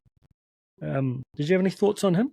On what little you saw of him? He's got huge potential. I love though the Warriors set up now. Back in probably the 2010s, he would have been in a starting back row position by now. That's how bad our roster was at times. You think of like a Solomon Ikata back in the day, probably started too quickly for his development. Barry, bro, over COVID. Yeah, Barry over COVID, just not getting a good, solid and unstable structure. So it's nice for these guys like Sifakula and Leatoa, Mayu going. They all got a platform that's solid, and they've got a structure. And off topic, but shout out to Slade Griffin being advanced up to the team, but instilling the same systems that were same defensive structure, attacking structure that Webby would have implemented. That they can confidently go up next year and say, I can handle it with, the best of them. And I think that Dimitri will be one of those guys. I would love to see him push for a definitely a bench role. He's ACL though, right? But did he have ACL? Shivers. Yeah, I'm pretty sure he did like about maybe 4 weeks ago. So we probably won't see him. He won't be seen until the middle of the year next year. Yeah, unfortunately. I'm just looking. It's interesting because just watching him playing those couple of Cape games before he did it. He's only 1.83 and 104 kg. I reckon he must be well over 110 now. He looked physically impressive in that. Yeah. that he put on some, I think it's from Panthers or South. Yeah. Right, they got about like 50,000 views in about 2 days on TikTok when I put it up there. I felt like Going and Roach, like granted they only came in for that one game, but I felt like they both looked like they were comfortable. They didn't look like they were out of their depth, particularly Going. Yeah. He doesn't. Let's see if it's got his size listed on here, because he's another guy who doesn't seem huge. Meter 78, 98 kg, so he's the same size as Jazz. But I felt like he played with a presence in that Dolphins game. What I love about those guys is they're all hard workers, you know. I think Webby's grafted that mentality, like, I don't care how big you are, I want to see how hard you can work. And you could feel that with Kalani when he was playing, is that the guy can just work, man. So I'm interested actually to watch him. He'll be playing, there's a few good games actually coming up with the Kiwi A versus the Tonga A team. There's Leotoa versus Violea, which I want to see that one. I want to see that. I just want to see I want to see how he goes up against them. And then another one is Kalani, and there's a few other boys. I think Tanner Stowers got called up. So it'd just be nice to just see them in the Kiwi jersey, but just see them, their skill set, you know, that we don't usually get to see on a weekly basis, up against a good Tonga side. So I think they'll probably add to our profile going into next year, and sort of saying, oh, actually, man, Kalani looked really good, or, you know, just get them on a bigger stage and just get our eyes on them a bit more before we go into the off season. So, but yeah. Because he's a little bit older than a lot of the other guys. I think he's about 26 or something like that. So I think he's got that, you know, he's that hard and he's got that leadership. Yep.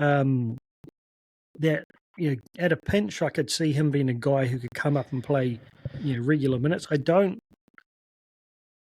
envisage he's necessarily going to break his way into being in the 17 every week without injuries, but if that came about, interesting, like Roach, he's only $1.71 m, bro. He's our height, 84 kgs, but he's listed as a 5'8". I don't know too much about him. Well, his brother Nathaniel was he was a hooker, right? Yeah, he was a beast too. He knees, ACLs. Nathaniel was going to be a star in my eyes, but really unfortunate. I think the thing, I'm really interested by the new CBA, because I know a lot of these guys, the minimum wage would have gone up for a lot of them.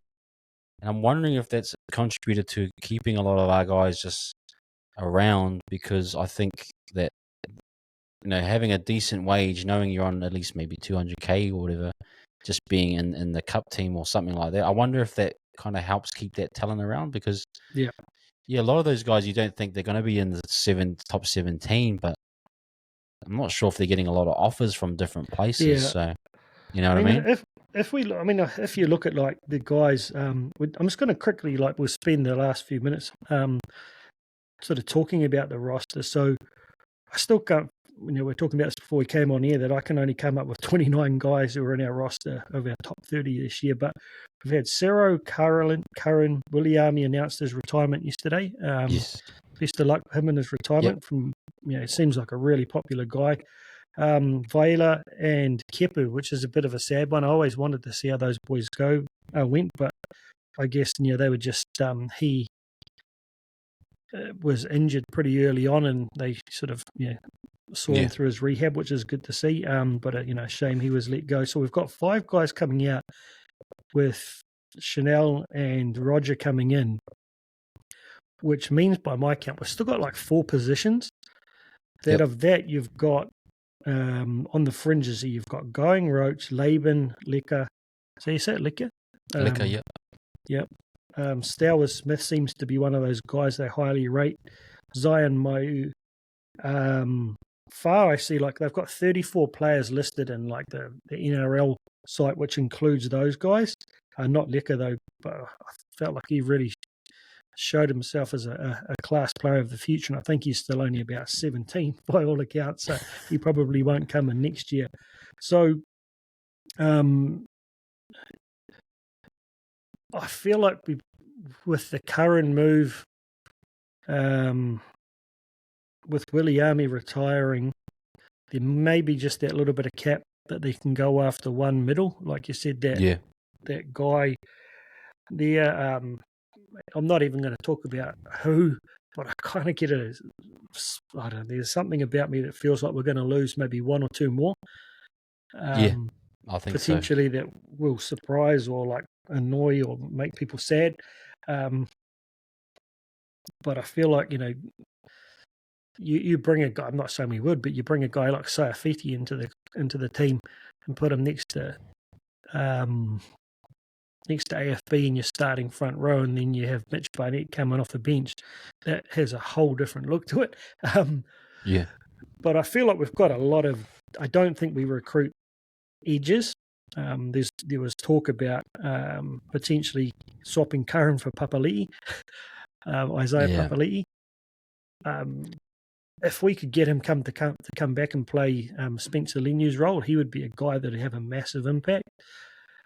But other than that, I don't feel like we would go and recruit.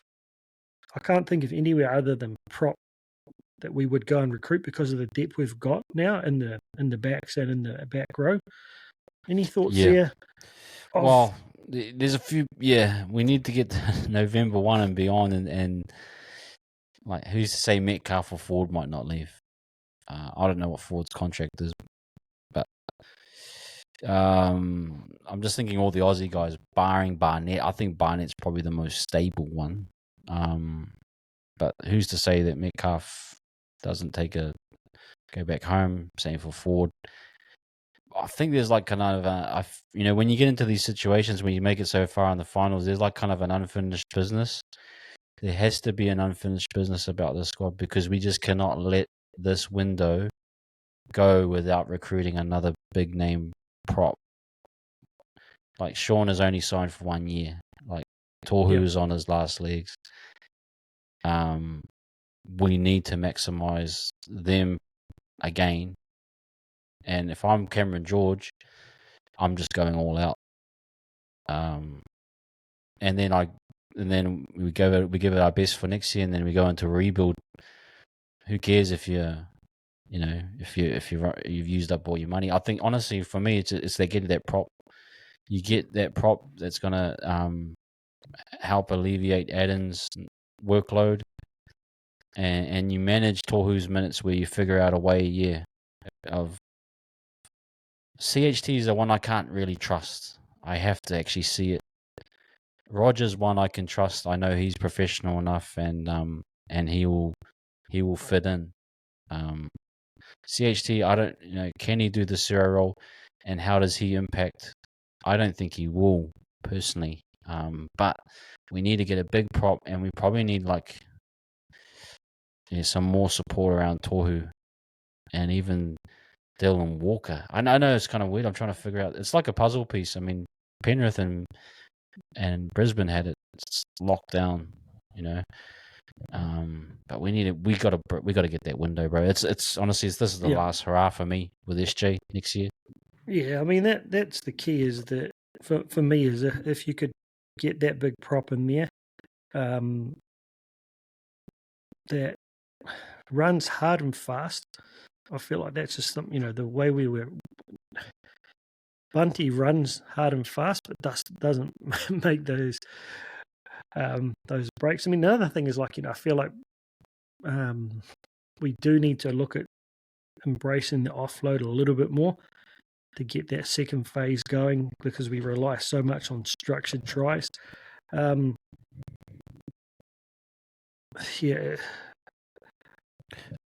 think it's definitely I feel like that's that punch in the middle against the top two teams. Yeah. So who matches Flegler?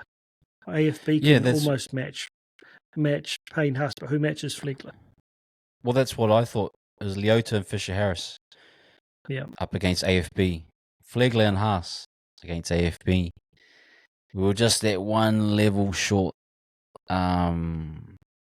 Where far out, if you flipped it on the other side, if you had AFB and Leota, we might go and win the comp. You know what I mean? Well, see, if you had Barnett coming off the bench playing the Lenu role after on the back of that, I think he more than matches that. But I think Leota, he's a finals big game player, man. He gets that. Oh, he was huge in that bug final. in him, bro. Bro. He was legit, bro. He's scary. He's a scary so dude, man. Which is, for me, and like literally, I think we're both talking about similar situations there. I feel like Ford will stay. I mean, this is just a guess because I think Webby's risen his level so much that why would you want to risk jumping out of something that's growing you so much? You've got to taste the finals to go back to the Dragons where you've got no idea where they'd be, which is his home, and I couldn't imagine he would just go to one of the rival clubs around close there. But who knows? But for me, Metcalf on his X Factor potential could be something other clubs would be curious about, but you've got those soft tissue injuries that, would you really want to throw 600k at him with the risk that he can't play? So I don't think we would have paid 600k. I think we've got him for like 200 or 300 or something, right? So it's the homesick factor for him. So it's hard. 27th of October, we get to see the new jerseys, and then 4 days later, we see who gets to wear them in 2 years' time. Man. It's a tough one, man. I'm with you. I think there's a few more guys that leave. I'm going to finish up by asking you like a couple of questions without notice. Who's going to be your player who makes the biggest development, has the biggest impact in 2024? Shivers. That's a tough one. Like the guy you see, like taking that, of the younger guys taking that big step forward. Like we both thought that Viliami Vaela would have been that guy this year. Shows how good we aren't at that. But yeah, that young fella is going to come up and be, wow, that guy's solidified himself. Man. At this stage, it's probably Rocco Berry. I felt that he's got even more to give. He's only at the beginning of what he's capable of. Costy's another one. I would love to see him just. Well, then that's the tricky part with Montoya. I think we didn't really re-sign Montoya this year, or no? Yeah, we did. Was it last year or this year we did? Last year, I think. So, but Costy's right there. He's on the cusp of. Dallon's just had a Dally M worthy Dally M year. So he's in a tricky place, our man Ed.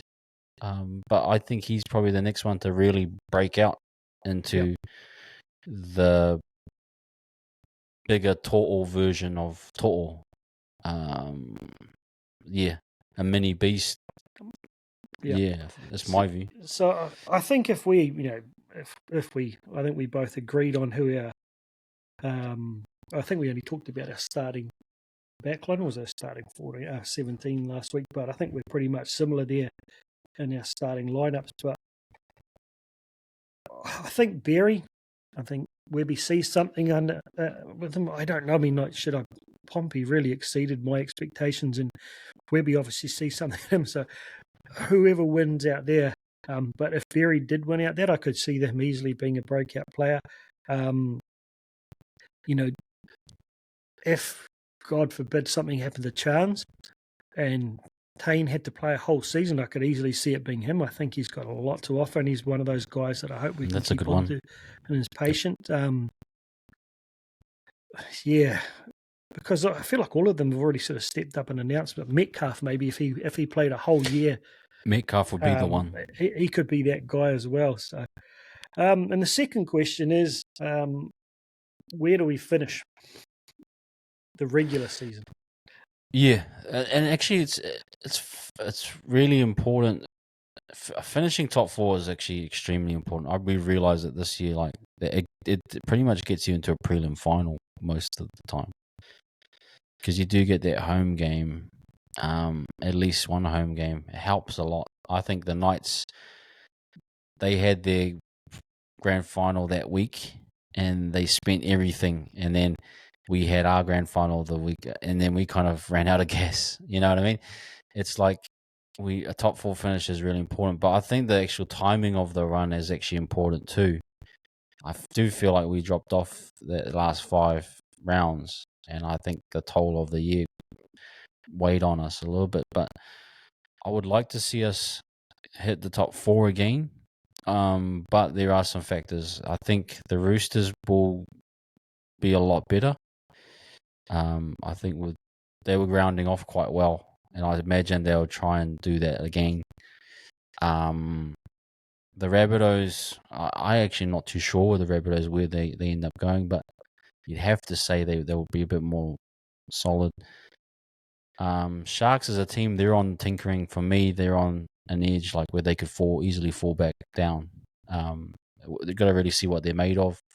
Cowboys, I think they have an uptick a bit more. So I'm just trying to think of the teams that are kind of around us. I look at it, if you look at the finalists this year, I don't think the Knights have got anyone coming in who's going to significantly lift them, and losing Young is a massive out for them. I don't think the Sharks are going to. They're missing that second half. They rely too much on Nico, so I think they'll be as inconsistent potentially as them. You see North Queensland, they haven't really recruited anyone big that I'm aware of, and they've lost like the experience of Hickman replacing with Vela. So some good players, but I'm not sure they necessarily grow hugely. The Roosters, I think, are a real threat. Yes. They know what's happening with Melbourne. They'll always be there and thereabouts. With South, I'm not convinced of their culture. I don't think, with what happened with Sam Burgess and, the favouring of a certain group of guys. I mean, I love Latrell. He's really entertaining, but I don't get the impression he's a consummate professional. And, Cody Walker seems like he can be a little bit of a grumpy guy. And then you get Jack Whiten in there. So you kind of got 3 really dominant personalities, which will probably make it difficult to create that same type of team culture we had. Manly is one that could be interesting. They're going to have a really good halves combination. So I don't think there's any reason we can't finish 4th if we play as well as we played this year, if not a little bit better.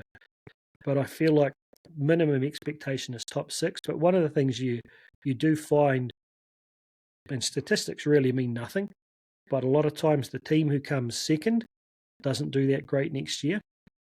I don't expect that so much from the Broncos. And the teams in the second and third position can sometimes drop down the pecking order. But I honestly feel that the losses we've had, we're not losing a superstar, and we're bringing in a superstar potentially, and we may strengthen it a bit more. So our roster should be more consistent and probably better than it was. And I think Webby grows as a coach. He would have learned about how to taper a team a little bit more. We've got guys who've got that one more year experience below us when they come up to take over the positions. The big question mark for me is what the plan is with Volkman, and who the genuine replacement is for SJ if he goes down, because I'm not sure that Metcalf's there yet. I think he's a few years away from being a 7.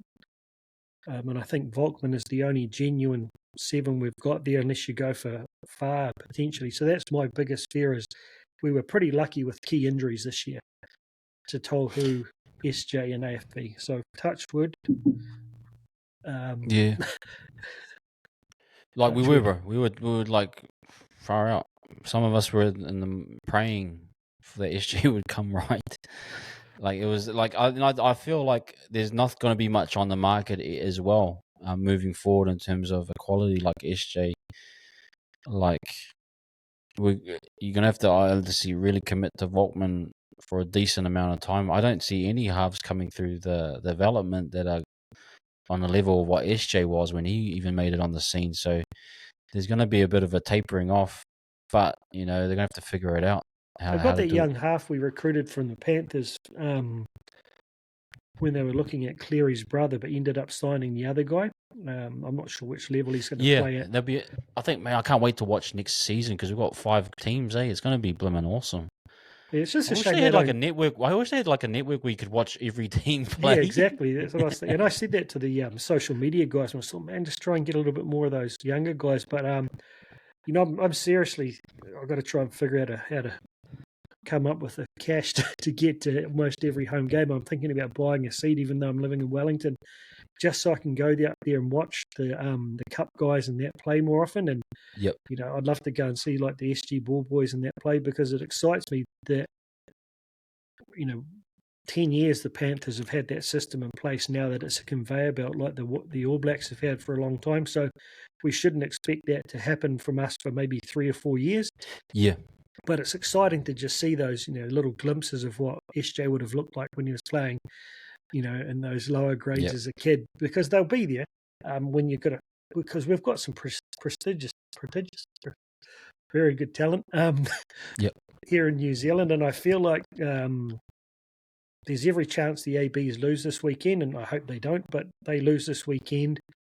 The Warriors play this well next year, and the ABs have a similar season. All of a sudden, the Warriors are going to be a real, genuine option for young high school kids that we can start to attract some of the best talent. So it's exciting, and there'll be guys we haven't seen yet. But for me, I'd love to see a minimum of 4th again. And I wouldn't be upset if Payne Haas had a year off next year. I was thinking even Reynolds. Remember he had the groin issue in the grand final. Like him and Sean are like on knife's edge. Yeah. If you get one of those to fall out, then but the reality is every decent 7 other than Cleary is about 30. Yeah, they are. Yeah, that's exactly true. Like Cherry Evans, he's on similar trajectory. So you talk about Manly, how far can they go with him? Then you go, even further. I tell you, one guy'd be interesting, like is old Jake Arthur. He's got to be pissed now that he goes to Manly and then gets stuck. But I don't rate that guy. He's a good player. Is he a 6 or can he play 7 as well? I think he can play a bit, but Metcalf for me next year, if he has a massive season, it's the body though, eh? But do you reckon, do hamstrings get better over time as you get older, or they get worse? I've never had them, but I've got a good mate who was an athlete, man. He could have been like national, finalist in 100 meters and stuff. Really good rugby player, but he started getting calves. Never stopped. It's just a genetic thing. But I just look at Metcalf's natural ability. I don't believe he'll become a really good 7 until he becomes a bit older and slows down a bit. So I think he's naturally a 6 or a fullback. Why would you try to force a 7 is not the guy who runs. I mean, you look at Cleary, when he started playing effectively a 6 role in the grand final and became second receiver, he ran for like 145 meters and just was amazing. But when he's playing halfback, he doesn't run. You don't use that running ability. So that's why I just don't know whether Metcalf is a 7. He seems like a running 6, and Tamati can't kick. So you teach Rockman to tackle. Can you, like, for me next year, it's like, can Metcalf have a season of a Ezra Mam? If he does, we got every chance of a grand final. Because I think there was that period there where it was really good with him. Like, support play was awesome. His line break, his speed's actually really good too. Like, acceleration's crazy. The acceleration's insane. But that's what we were missing, that X factor. If you had maybe him and RTS on the end of it, like. See, the thing is, if Tamati Mutton only had a really good kicking game, like I think he's like that, more of a crafty kind of creator. But yeah, you're right, because I mean, Ezra, man, shit, what a find, And I thought he was like about 30. He's only like what is he, 19 or something, 20? Tamati's an interesting one, eh? But yeah, it's going to be interesting next year how we. November 1's going to be freaky. Like, I'm really going to be interested to see what happens. It's similar though. You never know that. We talked about it last week, and Nick didn't think it was likely to happen, but Ali Lautaua ends up, for certain reasons, starting on the other side from RTS, and both of those guys have a crazy season. Man, that brings it, some X factor very quickly. So many fun things to ponder, and by the time I just can't wait for Christmas, because that means we're only like 2 months away from the trials. Yeah, bro. But I'm almost keen to head up to Auckland, sort of late November, once the pre-season's been going a while, and see if I can kind of sneak in and have a bit of a look over the fence and see what's happening at training. Just go through Lily Worlds, bro, and just climb over the. Well, you can literally they train on the field outside the ground, bro, not on the main ground, so you can just rock up and there's no fences or anything stopping you getting in there to go and watch. Oh man, I'll be keen. Yeah, let me know, man. I'll come with you. We'll go watch the boys. I'll let you know when I come up. But have a chat with anyway, thanks for your time again. It's been a great way to cap off a fun season together. It's crazy. Like, from a very personal perspective, having spent half my life in Japan and moving back here at the end of 2018, spending the 2019 most of my time in Japan, and then COVID. I've been back here for ages, but I really struggled to reconnect with New Zealand. Most of my mates have sort of moved on and whatever where I'm living, but I felt like this year, getting involved with this, building some really good friendships with guys like you, it's really made me feel like I'm home. So I do really appreciate that. And like I said, it's been great to look at the game through your eyes, the way you've broken it down, and be able to create this little community. So I really appreciate your time, and we got to watch the greatest game in my Warriors viewing experience together. So thank you, mate. No, thank you, man. Look, it's been an amazing season. Like, for us, same thing for me. Community has been like going to Lily Worlds and meeting everyone that we met, and we've spent time with these people online and talked. It was just a nice way to cap it off, and I'm wondering even next year if we could do something even bigger. At some stage, where we can get all of the people involved. I just, man, pleasure working with you, bro, and meeting you and doing a lot of the stuff. I think it's great for fans. I mean, I know everyone appreciates your stuff you do. People appreciate me. I think we're helping to educate our fan base, because a lot of the time, the Warriors only play games. They do the media from their view, but for us as fans, we provide a lot of insight that the team doesn't provide. And I suppose for them, it's not their job, or, to be critical of themselves isn't the greatest thing. Whereas that's our space to step in and say, hey, this isn't working out, or this is going great. So, no, it's been a pleasure, man. I can't wait for next season. I'm, going to be, different. We'll obviously both be growing and trying new things. And for me, it's just a matter of keeping the community strong. I think we do really well as a Warriors community. I don't know much about the other NRL teams, but I think for our crew of content creators and people involved, man, they're awesome people. I look at try and watch, the odd teams and the guys we're playing and see what they're talking about before there is. I do think that the guys who do it for the Warriors, there's some really, it's not just passion. There's some smarts about it. Everyone's come up with their own little style. So but to everyone who's given us their time and sat down, and we're 2 hours into this, and I'm sure there'll be some hardy fellas out there who'll actually watch every minute.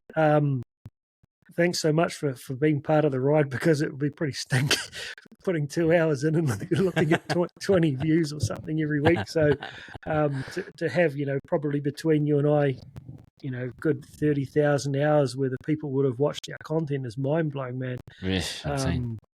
To comprehend. So, like I said, leveling up, I had to copy him, man, and get a decent mic. So I hope you guys notice the difference. Hey, at least you got a mic holder, man. I'm just using the. But look at those forearms now, bro. They'll be huge. The forearms will be massive. All right, fans. Well, that's us for. Well, I'll be. I'm sure. Rise Up will still be doing some odd content there, and I'm. I'll try and do the odd thing. Try and get a few randoms on to have some footy chats over the off season to keep the algorithm happy. But for those hardy fans who probably won't be back to the pre-season games, we look forward to seeing you. Have a great Christmas. Stay safe. Whānau for life, bro. So up the mighty Warriors. Up the Waz, baby. Up the Waz. See you in 24.